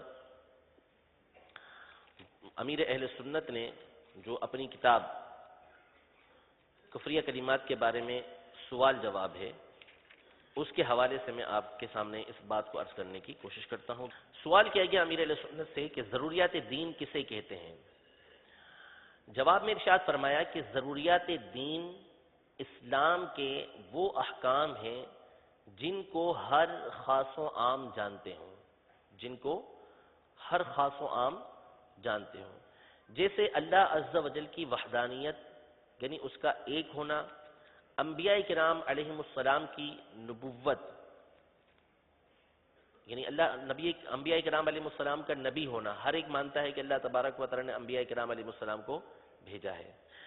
نماز، روزے، حج، جنت، دوزخ، قیامت میں اٹھایا جانا، حساب و کتاب لینا وغیرہ، یہ سارے کے سارے ضروریات دین کہلاتے ہیں۔ فرماتے ہیں کہ یہ عقیدہ رکھنا بھی ضروریات دین سے ہے کہ حضور رحمت للعالمین صلی اللہ تعالیٰ علیہ وسلم خاتم النبیین ہے، حضور اکرم صلی اللہ تعالیٰ علیہ وسلم کے بعد کوئی نیا نبی نہیں ہو سکتا۔ تو ضروریات دین کی تعریف یہ فرمائی کہ جن کو ہر خاص و عام جانتے ہیں، یعنی خاص افراد بھی جانتے ہیں اور عام افراد بھی جانتے ہیں۔ یہ عام سے مراد کیا ہے، عوام سے مراد کیا ہے؟ یعنی ایک خاص تو وہ ہوتے ہیں کہ جو علماء ہوتے ہیں، جن کا کام ہی علم دین سے متعلق ہوتا ہے کہ وہ علم دین پڑھتے پڑھاتے رہتے ہیں۔ دوسرے عوام ہوتے ہیں، تو کیا عوام سے مراد سارے کے سارے لوگ ہیں؟ تو فرماتے ہیں کہ عوام سے مراد وہ مسلمان ہیں کہ جو علماء کے طبقے میں شمار نہیں کیے جاتے، یعنی علماء شمار نہیں ہوتے مگر علماء کی صحبت میں بیٹھنے والے ہوتے ہیں اور علمی مسائل کا ذوق رکھتے ہیں۔ یعنی عوام سے مراد عوام مراد نہیں ہے۔ اب جنگل کے اندر کوئی شخص رہتا ہے اور اس کو کسی عقیدے کا علم نہیں ہے، کسی عقیدے کا علم نہیں ہے، تو اس بنیاد پر یہ نہیں کہا جائے گا کہ یہ ضروریات دین میں سے نہیں ہے۔ کبھی وہ جنگل سے باہر نکلا ہی نہیں ہے، کبھی پہاڑ کی چوٹی سے نیچے اترا ہی نہیں ہے، اب اس کو معلوم ہی نہ ہوا کہ نبی کریم صلی اللہ تعالیٰ علیہ وسلم دنیا میں بھیجے گئے ہیں، تو کیا اس بنیاد پر یہ کہا جائے گا کہ یہ مسئلہ جو ہے وہ ضروریات دین میں سے نہیں ہے؟ ایسا نہیں ہوگا، ایسا نہیں ہوگا۔ یعنی عوام سے مراد وہ افراد ہیں کہ جو علماء کی صحبت میں بیٹھتے ہیں، شہروں کے اندر رہتے ہیں، علماء کی صحبت کے اندر رہتے ہیں، تو ان کو پتہ ہوتا ہے کہ مسائل کیا ہیں۔ اب اگر کوئی شخص جنگلات کے اندر رہتا ہے، پہاڑوں کے اندر رہتا ہے، اس کو دین کے بنیادی مسائل کا، دین کے بنیادی عقیدے کا معلوم نہیں، تو اس وجہ سے یہ نہیں کہا جائے گا کہ یہ مسئلہ ضروریات دین میں سے نہیں رہا، بلکہ وہ ضروریات دین میں سے ہی رہے گا، اور اگر کوئی شخص اس مسئلے کا انکار کرے گا تو وہ دائرہ اسلام سے خارج ہو جائے گا۔ ٹھیک ہے؟ اب مثال کے طور پر ہم جو یہاں رہتے ہیں، ہم سب کو معلوم ہے کہ اللہ تبارک و تعالیٰ ایک ہے، اللہ تبارک و تعالیٰ ایک ہے۔ نبی کریم صلی اللہ تعالیٰ علیہ وسلم خاتم النبیین بنا کر بھیجے گئے۔ خاص بندوں کو بھی معلوم ہے اور عام بندوں کو بھی معلوم ہے، لیکن یہی مسئلہ پہاڑ کی چوٹی پر کوئی پیدا ہوا اور ہمیشہ وہیں پر رہا، جنگل کے اندر پیدا ہوا ہمیشہ وہیں رہا، جنگل سے باہر ہی کبھی نہیں آیا۔ اب اس کو پتہ ہی نہیں چلا کہ نبی کریم صلی اللہ تعالیٰ علیہ وآلہ وسلم کو آخری نبی بنا کر بھیجا گیا، تو کیا یہ مسئلہ ایسا ہو جائے گا کہ جس کی وجہ سے ہم کہیں کہ یہ ضروریات دین میں سے نہ ہو؟ تو ایسا نہیں ہوگا، بلکہ یہ ضروریات دین میں سے ہی رہے گا۔ تو مسئلہ وہ کہ جو علماء بھی جانتے ہیں اور علماء کی صحبت میں رہنے والے لوگ بھی جانتے ہیں، ان کو ضروریات دین کہتے ہیں۔ ہر خاص و عام جانتا ہے، اس کو ضروریات دین کہتے ہیں، اور ضروریات دین کا انکار کرنے والا دائرہ اسلام سے خارج ہو جاتا ہے۔ پھر ضروریات دین کی علماء نے دو قسمیں کی ہیں۔ ایک ضروریات دین تو وہ ہوتی ہیں کہ جسے ہر خاص و عام جانتا ہے، جسے ہر خاص و عام جانتا ہے، جیسے نبی کریم صلی اللہ تعالیٰ علیہ وآلہ وسلم کا آخری نبی ہونا۔ ٹھیک ہے؟ تو یہ سب جانتے ہیں۔ اگر نعوذ باللہ کوئی اس بات کا انکار کر دے کہ نبی کریم صلی اللہ علیہ وسلم نعوذ باللہ آخری رسول نہیں ہے، آخری نبی نہیں ہے، تو وہ دائرہ اسلام سے خارج ہو جائے گا۔ اور ضروریات دین کی دوسری قسم وہ ہوتی ہے جو کبھی کبھی عوام پر مخفی رہتی ہے، پوشیدہ رہتی ہے، عوام کو معلوم نہیں ہوتی، عوام کو معلوم نہیں ہوتی۔ جیسے بعض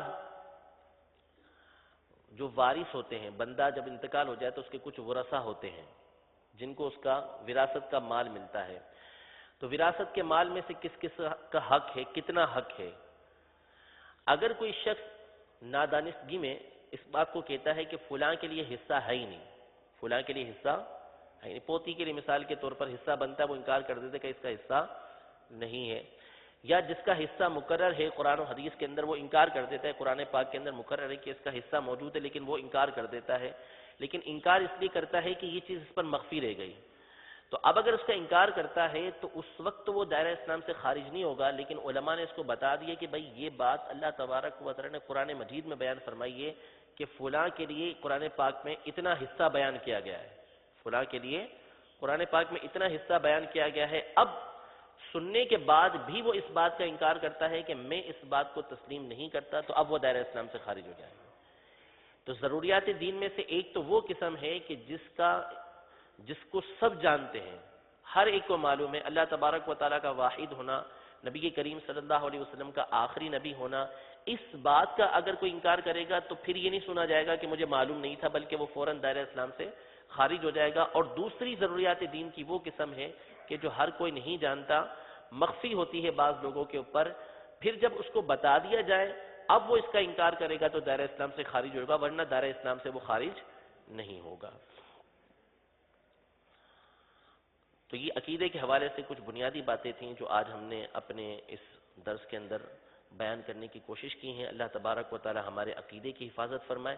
آج جو ہم احادیث طیبہ گناہ کبیرہ کے حوالے سے سنیں گے وہ ہے حصول دنیا کے لیے علم دین حاصل کرنا، یعنی دنیا حاصل کرنے کے لیے اگر کوئی شخص علم دین حاصل کرتا ہے تو اس کے لیے کیا وعیدیں ہیں۔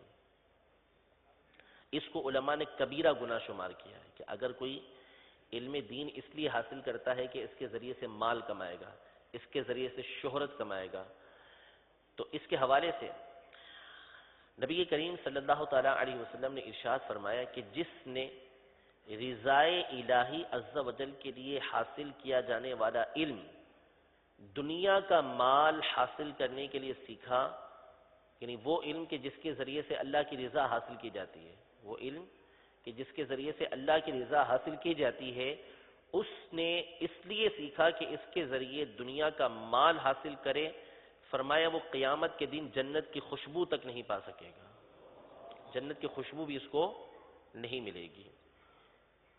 ایک اور حدیث پاک ہے، نبی کریم صلی اللہ تعالیٰ علیہ وآلہ وسلم نے ارشاد فرمایا جس نے علماء سے مقابلہ کرنے، بے وقوفوں سے جھگڑنے یا لوگوں کو اپنی جانب متوجہ کرنے کے لیے، یعنی علم حاصل کرنے میں اس کا مقصد یہ ہے کہ علم حاصل کر کے علماء سے مقابلہ کروں گا یا بے وقوفوں سے جھگڑوں گا، یعنی جو اہل علم نہیں ہوں گے ان سے جھگڑنا مقصود ہوگا، یا لوگوں کو اپنی جانب متوجہ کروں گا، یعنی علم حاصل کر کے مقصد یہ نہیں ہوگا کہ لوگوں کی اصلاح کروں، بلکہ مقصد یہ ہوگا کہ لوگ میرے گرد جمگٹا لگا کے بیٹھ جائیں کہ کیسی باتیں یہ بیان کرتا ہے، یہ مقصود ہوگا۔ تو فرمایا اس لیے اگر علم حاصل کیا اللہ عز و جل اسے جہنم کے اندر ڈال دے گا۔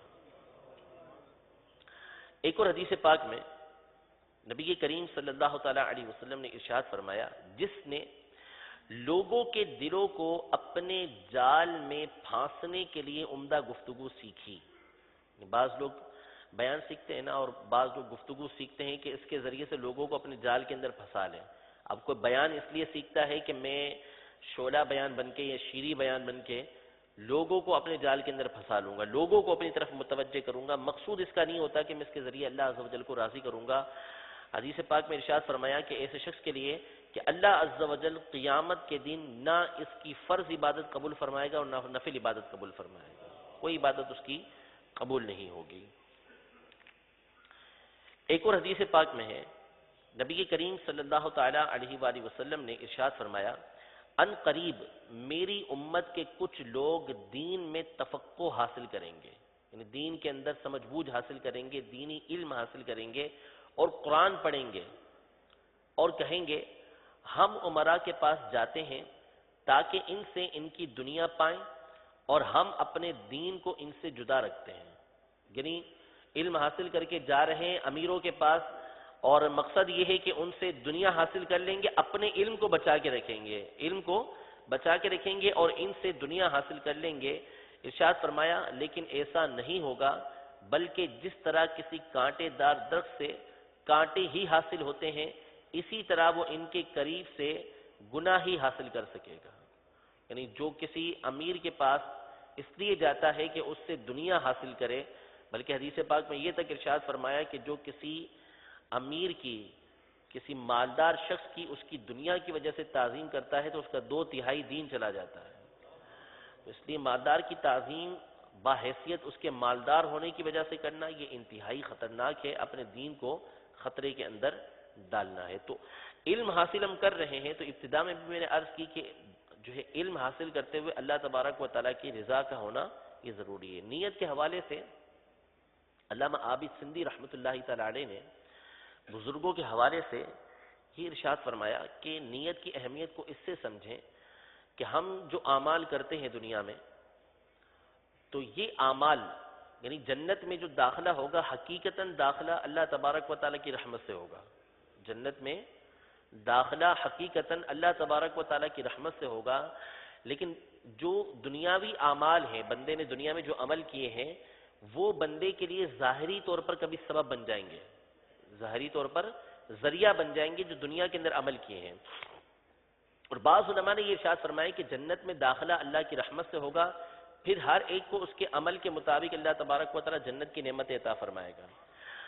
اب اگر غور کیا جائے کہ جنت کی نعمتیں ایسی ہیں کہ جو کبھی ختم نہیں ہوں گی، کبھی ختم نہیں ہوں گی. اگر یہ بندے کے اعمال کے مطابق ہوں، بندے کے عمل کے مطابق ہوں، تو بندہ جیسے ہی جنت میں داخل ہوگا اس کے عمل کا حساب تو اس کو مل گیا، عمل کا بدلہ تو اس کو مل گیا. اب یہ جو ساری کی ساری نعمتیں اس کو مل رہی ہیں کیا ہے؟ فرمایا اس کی ایک بات وجہ یہ ہے کہ جو مسلمان ہوتا ہے، نیک بندہ ہوتا ہے، اس کی نیت یہ ہوتی ہے کہ میں نے ہمیشہ مسلمان رہنا ہے. اگر مجھے لاکھوں سال کی عمر بھی ملی، کروڑوں سال کی عمر بھی ملی، تو میں نے مسلمان رہنا ہے، اللہ تبارک و تعالیٰ کی فرما برداری کرنی ہے. تو یہ جو جنت کی نعمتیں مل رہی ہیں، اس کا ایک ظاہری سبب یہ بنتا ہے، ظاہری وجہ یہ بنتی ہے کہ بندے نے اچھی نیت کی ہوئی تھی.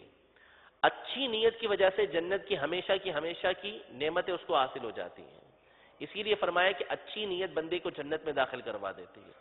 اسی طرح اگر برے اعمال دیکھے جائیں، کفار کا کفر دیکھا جائے، تو جہنم میں جب بندہ داخل ہوا تو جہنم کا عذاب ایسا ہے کہ لمحہ بھر کا جو عذاب ہے وہ بندہ برداشت ہی نہیں کر سکتا.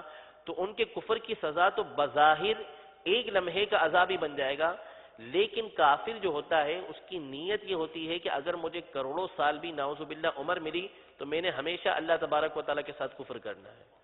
تو یہ سبب بنتا ہے ہمیشہ کے عذاب کا.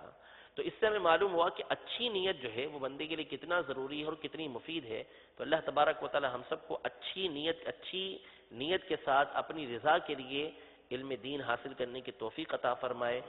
آمین بجاہ النبی الامین صلی اللہ تعالی علیہ وآلہ وسلم.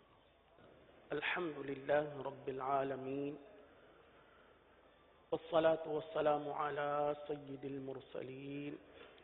اما بعد فاعوذ باللہ من الشیطان الرجیم. بسم اللہ الرحمن الرحیم. الصلاة والسلام علیک یا رسول اللہ وعلى آلك وأصحابك يا حبيب الله. پیارے پیارے اور میٹھے میٹھے اسلامی بھائیوں، ہم سب کی خوش قسمتی ہے کہ ایک مرتبہ پھر قرآن کریم سیکھنے کے لیے، مخارج و قواعد کو درست کرنے کے لیے مدنی قاعدہ پڑھنے کا موقع ملا. سب سے پہلی اور بنیادی چیز ہے حروف تہجی، جو کہ 29 حروف پر مشتمل ہے. پیارے میٹھے اسلامی بھائیوں، قبل اس کے کہ مدنی قاعدے کی اس پہلی تختی کا آغاز ہو، آغاز ہی میں اچھی اچھی نیتیں کر لیجیے. جیسا کہ ابھی مفتی صاحب نے بھی اچھی اچھی نیتوں کے حوالے سے ذہن عطا فرمایا، تو اچھی اچھی نیتیں کر لیجیے کہ انشاءاللہ عز و جل اللہ عز و جل کی رضا کے لیے پڑھوں گا. اور میں یہ نیت کرتا ہوں کہ اللہ عز و جل کی رضا کے لیے پڑھوں گا. یہ بھی نیت کر لیجئے کہ مدنی قاعدے کے ذریعے اپنے قرآن کی ادائیگی کو درست کروں گا اور ہمیشہ درست قرآن پڑھنے کی کوشش کرتا رہوں گا. اور انشاءاللہ عز و جل دعوت اسلامی کے تحت چلنے والے مدرسۃ المدینہ بالغان میں بھی پڑھانے کی سعادت حاصل کروں گا. اللہ عز و جل ہمیں ان نیتوں پر استقامت عطا فرمائے اور مزید اچھی اچھی نیتیں کرنے کی توفیق عطا فرمائے. پڑھانے سے قبل شیخ طریقت امیر اہل سنت بانی دعوت اسلامی حضرت علامہ مولانا محمد الیاس عطار قادری رضوی دامت برکاتہم العالیہ نے جو مدنی قاعدے کے آغاز میں جو دعا تحریر فرمائی ہے، پہلے اسے پڑھ لیتے ہیں. اس دعا کی فضیلت بھی سماعت فرما لیجئے کہ انشاءاللہ عز و جل جو کچھ پڑھیں گے اس دعا کی برکت سے یاد رہے گا. الصلاة والسلام علیک یا رسول اللہ وعلى آلك وأصحابك يا حبيب الله. اللهم افتح علينا حكمتك وانشر علينا رحمتك يا ذا الجلال والإكرام. اللهم افتح علينا حكمتك وانشر علينا رحمتك يا ذا الجلال والإكرام. اللهم افتح علينا حكمتك وانشر علينا رحمتك يا ذا الجلال والإكرام. الصلاة والسلام عليك يا نبي الله وعلى آلك وأصحابك يا نور الله.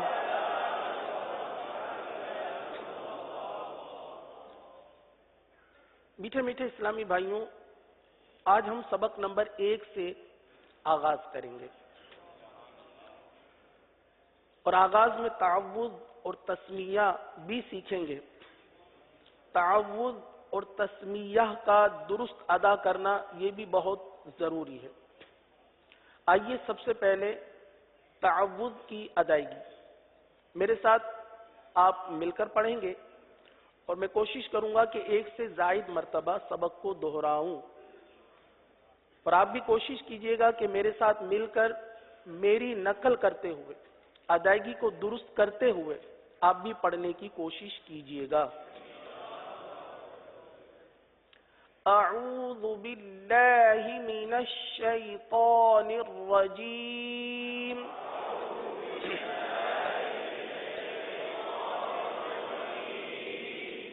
اعوذ باللہ من الشیطان الرجیم.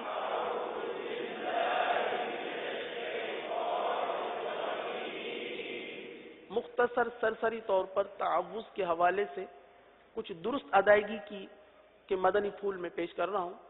حمزہ اور عین میں فرق ہے. حمزہ سختی کے ساتھ ادا ہوتا ہے، عین نرمی کے ساتھ ادا ہوتا ہے. اعوذ اعوذ. زال کے اندر بھی نرمی ہی پائی جاتی ہے. اعوذ نہیں پڑھیں گے، اعوذ زو تو زا بن گیا زال. اعوذ باللہ. یہاں اللہ کے لام کو باریک اس لیے پڑھیں گے کہ اللہ کے لام سے پہلے زیر ہے. باللہ پڑھیں گے. اعوذ باللہ من الشیطان. شین کی میم نون کی ادائیگی تو بہت آسان ہے. اس میں طا آ رہا ہے، طا کو پر پڑھیں گے. طا حروف مستعلیہ میں سے. من الشیطان نہیں، من الشیطان. پڑھ لیجئے. من الشیطان من الشیطان الرجیم. ایک ایک حرف اگر درست ہوتا گیا تو پیارے میٹھے اسلامی بھائیوں ہماری بہت ساری آیات درست ہو سکتی ہیں. ایک حرف سے ایک کلمہ درست ہوتا ہے، کلمے سے پوری آیت کی ترکیب بنتی ہے. تو اس طرح ایک ایک حرف کی اہمیت ہے اور انشاءاللہ ابھی ہم ایک ایک حرف ہی سیکھیں گے. اعوذ باللہ من الشیطان الرجیم.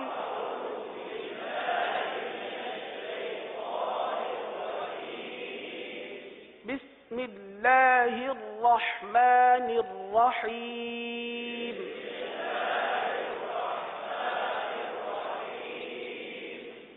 بسم اللہ. با سین میم آسان ہے، اللہ کے لام کو باریک پڑھیں گے. بسم اللہ. ہے الرحمن، یہاں پر را آ گیا، اس را کو پر پڑھیں گے، ہا کو واضح کریں گے، رحمان، میرے ساتھ پڑھ لیجئے، رحمان، رحمان نہیں پڑھیں گے، رح تو مجہول ہو جائے گا، رحمان، الرحیم، رحمان الرحیم۔ اب پوری بسم اللہ شریف، بسم اللہ الرحمن الرحیم۔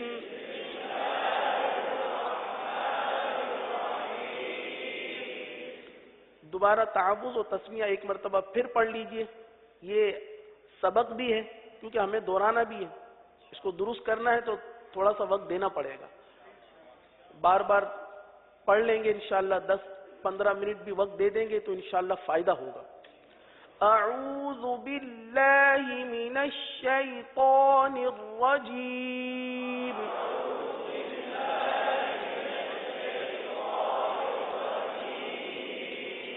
بسم اللہ الرحمن الرحیم۔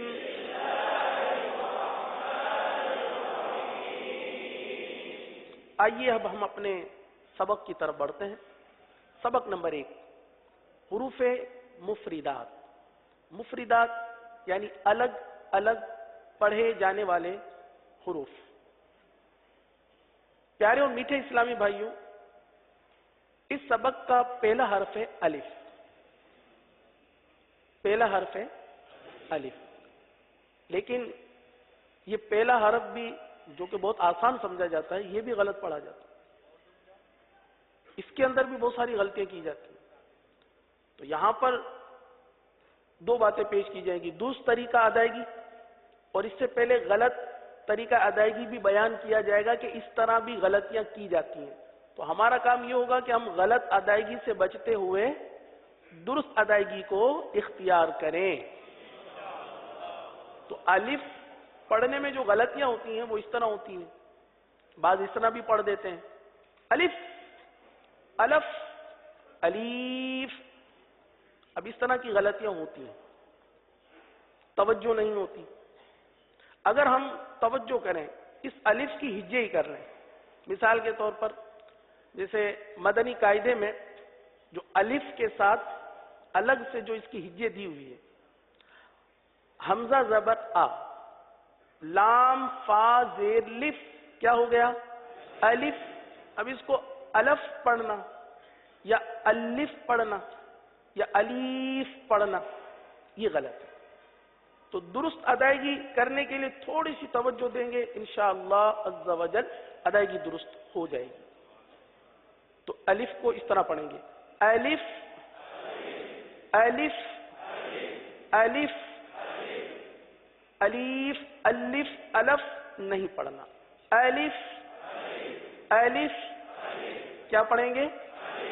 ماشاءاللہ، دوبارہ الف، یہ حرف ہمارا درست ہو گیا۔ اب ہم انشاءاللہ اس کو الف ہی پڑھیں گے۔ اگلا حرف ہے با۔ پہلے آپ ادائیگی سن لیجیے، با، با، با۔ پیارے میٹھے اسلامی بھائیوں، سب سے پہلے حرف کا مخرج، یہ سیکھنا، یاد کرنا بہت ضروری ہے کہ یہ حرف کہاں سے ادا ہوتا ہے۔ ہر حرف ایک خاص جگہ سے ادا ہوتا ہے، منہ کے جس حصے سے یہ ادا ہوتا ہے اس کو مخرج کہتے ہیں، بہت سارے حروف کے مخارج کہا جاتا ہے۔ تو ہر حروف کا اپنا ایک مخرج ہوتا ہے، اس مخرج کا سیکھنا، یاد کرنا یہ ہمارے لیے ضروری ہوگا تاکہ ہم اسی مخرج کے تحت اس حرف کو درست ادا کر سکیں۔ با یہ ہونٹوں سے ادا ہوتا ہے۔ اب ہونٹ کے دو حصے ہیں، ایک ہے ہونٹ کا خشک حصہ اور ایک ہے ہونٹ کا تر حصہ۔ اب یہ با جو ہے ہونٹوں کے خشک حصے سے ادا نہیں ہوگا بلکہ تر حصے سے ادا ہوگا۔ کہاں سے ادا ہوگا؟ با ہونٹوں کے، دونوں ہونٹوں کے تر حصے سے ادا ہوتا ہے۔ میرے ساتھ پڑھ لیجئے، با، با با. اب اس با کے اندر بھی کچھ غلطیاں کی جاتی ہیں. اس طرح کی غلطیاں ہو جاتی ہیں. مثال کے طور پر بھا یعنی با کے ساتھ ہا کی آواز نکالی جاتی ہے, یا پھر با کو پا پڑھ دیا جاتا ہے. پا پا, با کی بجتی ہوئی آواز, اور یہ صرف تر حصے سے ہی ادا ہو سکتی ہے, خشک حصے سے ادا نہیں ہو سکتی. اب مخرج کی اہمیت آپ دیکھیے پیارے اور میٹھے اسلامی بھائیوں, مخرج کی کتنی اہمیت ہے. ہونٹ ایک ہی ہے لیکن تھوڑا سا فرق, ایک تر حصہ ہے ایک خشک حصہ ہے. اگر تر حصے سے کے بجائے خشک حصے سے ادا کریں گے تو با کے بجائے پا بن جائے گا. وہ حصہ جو باہر کی طرف ہے, یہ ہونٹ کا جو حصہ ہے یہ باہر کی طرف ہے. صحیح ہے. اب میں نے اس کو اس طرح ملائے, با با با, یہ خشک حصہ ہے, اور یہ تر حصہ ہے با با, یہ تر حصہ ہے. اگر اس کو خشک حصے سے ادا کیا گیا, اگر با کو خشک حصے سے ادا کیا گیا تو یہ با کے بجائے کیا بن جائے گا, پا. آپ خود پڑھ کے دیکھ سکتے ہیں. یہ صرف غلط ادائیگی صرف اس لیے بتائی جا رہی ہے کہ ہم اس سے بچیں. صحیح, اس کی مشق نہیں کر رہے ہم, تو صرف اس سے بچنے کے لیے کہ ہمیں اس سے بچنا ہے اور صحیح اور درست ادائیگی با یہ ادا کرنا ہے. تو غلط ادائیگی وہ بھی آپ کے سامنے رکھ دی. اب ہمیں درست ادائیگی اختیار کرتے ہوئے دونوں ہونٹوں کے تر حصے سے با با با. اب اس کی مقدار بھی ہے نا, حرف کی مقدار بھی ہے. یہ جو ہم حرف ادا کر رہے ہیں ایک الف تک کھینچ کے پڑھ رہے ہیں. اگلا حرف تا تا تا. اب یہ حرف اس کا نام ہے حروف نطعیہ. یہ مدنی قاعدے کے اندر موجود ہے. مدنی قاعدے کا جیسے ہی آغاز ہوتا ہے نا, آپ آغاز کریں گے اس کے ساتھ ہی آپ کو یہ مخارج, حروف کے مخارج یہ نظر آ جائیں گے. تو اس کے اندر تا دال طا, ان تینوں کا ایک ہی مخرج ہے. یہ حروف نطعیہ ہیں, زبان کی نوک اور اوپر کے دانتوں کی جڑ سے ادا ہوتے ہیں. زبان کی نوک کہاں ہے؟ اب دیکھیے یہ میری جو ہتھیلی ہے آپ سمجھ لیجئے یہ زبان ہے. صحیح, ہماری زبان کچھ اسی شیپ کی بنی ہوئی ہے. صحیح نا, آگے سے نوکیلی ہے. صحیح نا, جس طرح ہتھیلی کی انگلیاں ہیں یہ آگے سے پتلی بھی ہے. یہ زبان کے کنارے کہلاتے ہیں. یہ زبان کی نوک کہلاتی ہے. زبان کی نوک, زبان کا سرا, زبان کی نوک, زبان کا سرا. صحیح, زبان کے کنارے, زبان کا درمیان. صحیح ہے, زبان کی کروٹ. یہاں پر آپ کو اسکرین پر بھی یہ نظر آ رہا ہے. اور یہی نقشہ الحمدللہ مدنی قاعدے کے اندر بنا ہوا ہے. تو زبان کی نوک اور اوپر کے دانتوں کی جڑ سے یہ حروف ادا ہوتے ہیں. تا دال طا, ان میں تا بھی ہے. تو زبان کی نوک کو آپ نے دانتوں کی جڑ پر لگانی ہے. پڑھنا ہے تا تا تا تا. اب تا کے اندر کچھ غلطیاں کی جاتی ہیں. تا میں بھی اسی طرح تھا ایک دم سے پڑھا جاتا ہے, یا پھر اس کو نرم کر دیا جاتا ہے تا تا. اب تا کے اندر سختی ہے. ہر حرف کے اندر کچھ مخارج کی طرح کچھ صفات بھی ہوتی ہے نا. بعض حروف سخت ہوتے ہیں, بعض حروف نرم ہوتے ہیں, بعض پر ہوتے ہیں, بعض باریک ہوتے ہیں. تو تا کے اندر سختی ہے, شدت ہے, تو اس کو شدت کے ساتھ ادا کریں گے. تا تا تا تا, یعنی ہلکی سی چپکتی ہوئی. جب زبان لگے گی نا تو شدت اس طرح دیں گے کہ تھوڑی سی گویا کہ زبان چپک رہی ہو. اگر فوراً آ جائے گی تا تا تا تا تو وہ شدت ادا نہیں ہوگی. تو تھوڑی سی شدت یا سختی والے انداز میں اس کو ادا کرنا ہے. تا تا تا. اگلا حرف سا سا سا. اب یہ حرف تا کے بالکل برابر میں ہے. سا تا دو نقطوں والا، سختی کے ساتھ ادا ہونے والا، تا کا مخرج بھی الگ. سا جو کہ بہت زیادہ نرمی کے ساتھ ادا ہونے والا حرف ہے. اس کا مخرج کیا ہے؟ زبان کا کنارہ. صحیح ہے نا؟ یہ زبان کا سرا، معذرت، زبان کا سرا اور اوپر کے دانتوں کے اندرونی کنارے سے ادا ہوتا ہے. زبان کا سرا ہے نا، یہ زبان کا سرا اور اوپر کے دانتوں کے اندرونی کنارے سے یہ حرف ادا ہوتا ہے. اب پیارے میٹھے اسلامی بھائیوں، اس حرف کو تھوڑا سا سمجھ لیجئے. سمجھ لیں گے پھر تھوڑی سی مشق کریں گے، آسانی ہو جائے گی. سا پڑھتے وقت زبان کا جو سرا ہے، زبان کا جو سرا، اس کو اٹھا کر آپ نے اوپر کے سامنے کے جو دانت ہیں اس کے اندرونی کنارے پر اس انداز سے لگانے ہیں کہ سختی کے ساتھ نہ لگے. اس کو نرمی کے ساتھ اس طرح لگائیں کہ گویا کہ سانس جاری ہو رہا ہو، گویا کہ سانس جاری ہو رہا ہو. اس طرح سا سا سا سا. اب اس میں دیکھیے زبان اٹھا کر لگانا یہ زیادہ بہتر رہے گا. اگر زبان نہیں اٹھے گی اوپر کے دانتوں تک پہنچے گی نہیں. زبان لگے گی نیچے، مخرج ہو جائے گا تبدیل. جب مخرج تبدیل ہو جائے گا تو پھر سا کے بجائے سین کی آواز نکل آئے گی، اور جیسا کہ غلطی کی جاتی ہے. سا کو سین کی طرح پڑھا جاتا ہے، سا پڑھا جاتا ہے، سا سا، کیونکہ ہماری مادری زبان میں بھی سا کو سین ہی کے طرز پہ پڑھا جاتا ہے. ہم اپنی مادری زبان میں کسی کا نام ثاقب بھائی ہے، ہم کیا کہتے ہیں؟ ثاقب بھائی. تو ہماری جو پریکٹس ہے، 20 سال کی عمر ہے، 22 سال کی عمر ہے، 25 سال 30 سال کی عمر ہے، تو ہماری پریکٹس، ہمارا شب و روز سا کو سا کہنا ہے. تو 25-30 سال کی ہماری یہی پریکٹس ہے. اب اس کو بدلنے کے لیے تھوڑا سا تو وقت دینا ہوگا، تھوڑا اس حرف کو سمجھنا بھی ہوگا. تھوڑا آپ اس حرف کو سمجھ لیجئے، مشق کر لیجئے، اور جب بھی قرآن پڑھیں تو سا کو سا ہی ادا کریں. میرے ساتھ پھر دوہرا لیجئے. سا سا سا. آگے ہے جیم جیم. اب دیکھیے زبان کا پیٹ، یہ اس کا مخرج ہے.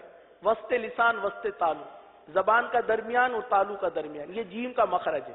صحیح ہے؟ یہاں سے یہ حرف ادا ہوتا ہے. زبان کا پیٹ آپ کو نظر بھی آ رہا ہے اسکرین. جیم شین یا، یہ 3 حرف ایک ہی جگہ سے ادا ہوتا ہے. تو جیم اسی جگہ سے ادا ہوتا ہے. اب اس کے اندر بھی بہت ساری غلطیاں کی جاتی ہے. جیم کے بجائے اس کو جھیم پڑھتے ہیں. جھیم جھیم، ایک اکثریت ہے جو جیم کو جھیم پڑھتی ہے. تو جھیم نہیں پڑھنا. وسط زبان یعنی زبان کے درمیان اور تالو کے درمیان سے جب آپ حرف ادا کریں گے جھیم نہیں نکلے گا، جیم نکلے گا. ہاں اگر آپ نے زبان کے درمیان کے علاوہ کسی اور جگہ کا حصہ آپ نے لگایا تو پھر ہو سکتا ہے جی کی آواز نکلے. آپ وسط لسان وسط تالو، زبان کا درمیان تالو کا درمیان، یہ آپس میں ملائیں اور دانت ملنے سے بچائیں، دانتوں کو ملنے سے بچائیں اور آپ ادا کریں جیم جیم. پیارے اور میٹھے اسلامی بھائیوں، جیم کو ہم زیادہ کھینچیں گے 3 الف تک. صحیح؟ با تا سا، ان کو ہم نے 1 الف تک پڑھا تھا. جیم کو ہم 3 الف تک کھینچ کے پڑھیں گے. صحیح ہے؟ یہ اس حرف کی مقدار ہے. جیم.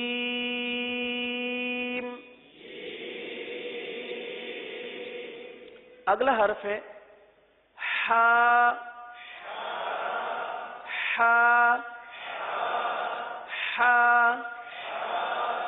اب اس حرف کا مخرج کیا ہے؟ حلق کا درمیان، وسط حلق. اب حلق کہاں سے شروع ہوتا ہے؟ جہاں سے منہ کا اختتام ہوتا ہے، یہاں سے حلق کا آغاز ہوتا ہے.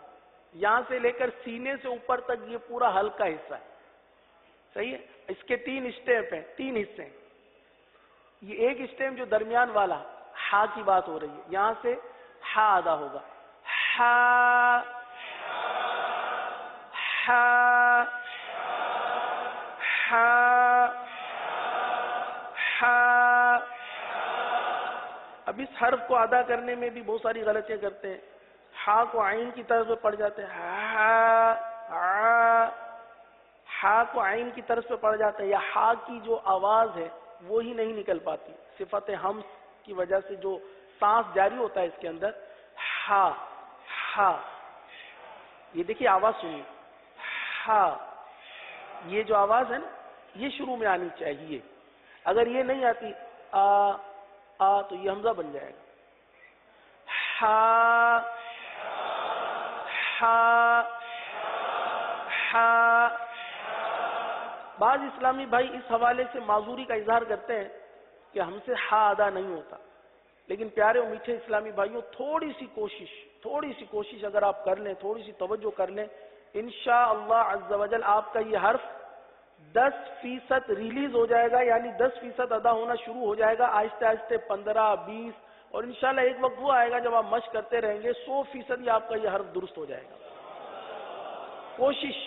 کوشش. ہا.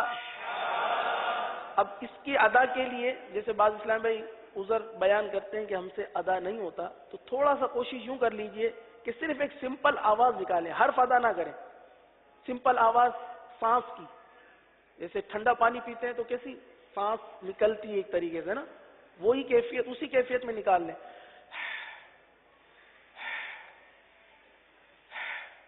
یہ ایک سانس لینے کا انداز ہے نا. اب اسی میں ہا کی ادائیگی کا جو شروع کا حصہ ہے وہ تو ادا ہو رہا ہے.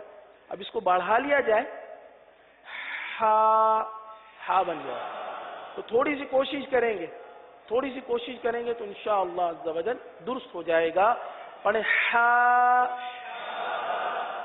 ہا ہا. آگے ہے خو. اب خو جو ہے یہ بھی حلق سے ادا ہوتا ہے. صحیح ہے؟ حلق کے کس حصے سے ادا ہوگا؟ سب سے اوپر والے حصے. صحیح؟ سب سے اوپر والے حصے سے خو ادا ہوگا. صحیح ہے؟ اچھا، خو کو پورا ادا کریں گے، باریک ادا نہیں کریں گے، پورا ادا کریں گے. اگر آپ پڑھیں گے خینا خ، یہ تو وہ والی آواز ہو گئی نا، خ نہیں، خو خو خو. اب اس حرف کو ادا کرنے کے حوالے سے بھی بہت زیادہ مطلب ہے کہ غلطیاں پائی جاتی ہیں نا. خا، جیسے ہماری مادری زبان میں جو خا پڑھا جاتا ہے نا، خا، اسی انداز سے پڑھتے ہیں خا. تو خا نہیں پڑھیں گے اس کو، خو خو خو.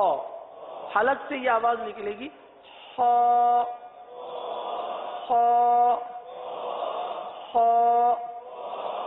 الف با تا سا جیم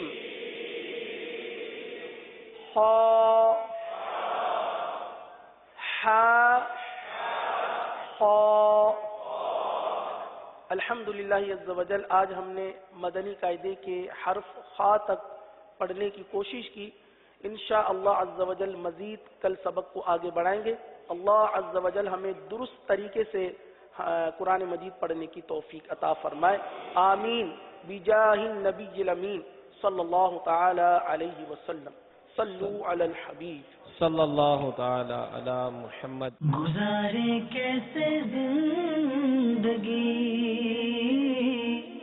آؤ علماء سے پوچھ لیں. آئے جو مشکل پیش کوئی